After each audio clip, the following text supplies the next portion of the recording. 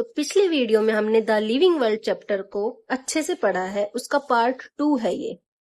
ठीक है, इसके अंदर हम सबसे पहले पढ़ेंगे बायोडायवर्सिटी क्या होती है, बायोडायवर्सिटी कैसे बनती है। पहले हम नाम में ही घुस जाते हैं कि बायोडायवर्सिटी है क्या। ठीक है, तो देखिए बायोडायवर्सिटी दो वर्ड से बनती है, एक बायो और एक डायवर्सिटी। बायो का मतलब होता है लिविंग और डायवर्सिटी का मतलब होता है वैरायटी, यानी कोई चीज किसी चीज से किस तरीके से अलग है। ठीक है, इसको हेट्रोजेनिटी भी कहा जाता है। ठीक है, तो ये दोनों वर्ड्स मिलकर बायोडायवर्सिटी बनाते हैं, यानी पूरे संसार में कितने अलग अलग ऑर्गेनिज्म हैं।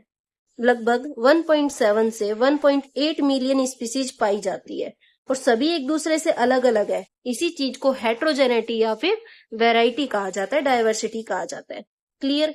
जैसे कि अपन किसी छोटे एरिया में है, तो वहां पर नंबर ऑफ स्पीसीज क्या होगी, कम होगी। ठीक है, नंबर ऑफ स्पीसीज कम होगी। अगर एरिया को अपन ने बढ़ा दिया तो अब नई स्पीसीज भी तो मिलेंगी, तो नंबर ऑफ स्पीसीज यहाँ पर क्या होंगी, बढ़ जाएंगी। ठीक है, स्पीसीज होता है ग्रुप ऑफ एनिमल्स। ठीक है, तो अलग अलग होगा। अगर छोटा एरिया है तो कम होगी, एरिया बढ़ेगा तो ये भी बढ़ेगी। लेकिन कई बार क्या होता है, जो पहले वाला एरिया है उसमें और नई वेराइटीज भी मिल जाती हैं। क्यों? या तो किसी कारण से वो स्किप हो गई होंगी या हमारा उस पर ध्यान नहीं गया होगा। तो इसको भी क्या कहते हैं, बायोडायवर्सिटी के अंदर। ठीक है, का मतलब ये है कि जैसे हम नए एरिया में जाते हैं तो हमें मोर स्पीसीज मिलती है, और वो स्पीसीज या तो स्पेसिएशन की वजह से बन जाती है या हमारी लापरवाही की वजह से पहले छूट गई थी और बाद में हमें मिल जाती है।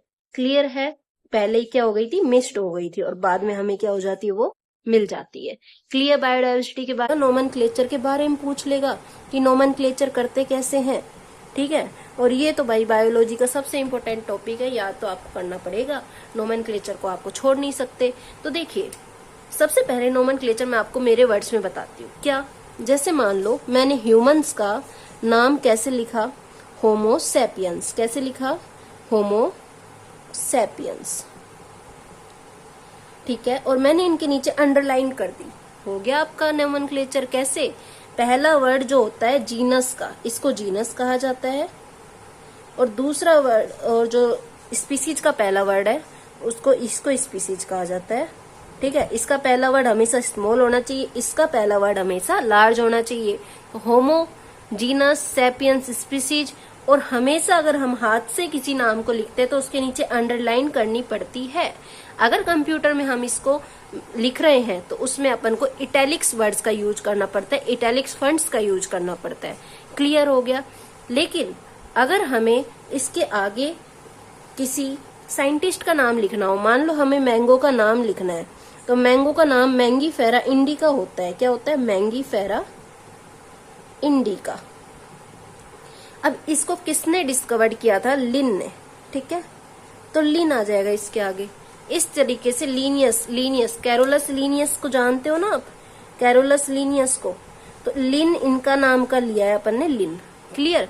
तो यानी साइंटिस्ट का नाम लास्ट में लिखना है, पहले शुरू का वर्ड हमेशा बड़ा रखना है, बर्ड का स्पीसीज वाला वर्ड पहला सबसे छोटा रखना है, और इनके नीचे अंडरलाइन होनी चाहिए अगर हाथ से लिख रहे हैं तो, और नहीं लिख रहे तो फिर अपन को इटैलिक्स में लिखना है कंप्यूटर में। ठीक है, जो लिन है इसको हमेशा रोमन में लिखना है, यानी जो साइंटिस्ट का नाम है उसको रोमन भाषा में लिखना है। बात क्लियर हो गई नोमेनक्लेचर के बारे में? आई होप समझ आया होगा। अब देखिए, अब देखो जैसे जो नोमेनक्लेचर है उसकी अलग अलग संस्थाएं हैं। जो ICBN होता है ना, बी से बॉटनिकल याद रखना। ठीक है, बॉटनिकल वर्ड किसके लिए आता है? प्लांट्स के लिए आता है। तो ये संस्था जो है ये प्लांट्स का नाम रखती है, इसका नाम है international code of botanical nomenclature. ठीक है, ICZN जो है ये international code for zoological nomenclature. ठीक है, जेड से क्या आएगा? जूलॉजिकल, और जू वर्ड ही किसके लिए यूज किया जाता है? एनिमल्स के लिए, तो ये एनिमल्स का नाम रखते हैं। ठीक है, ICNB जो है ये बैक्टीरिया के नाम के लिए है ये संस्था। ऐसे अलग अलग चीजों के नाम के लिए अलग अलग संस्थाएं हैं। मेन आपकी ये तीनों पूछी जाती हैं जो मैंने आपको बता दी है, NCERT में ये आपको दी गई है। क्लियर।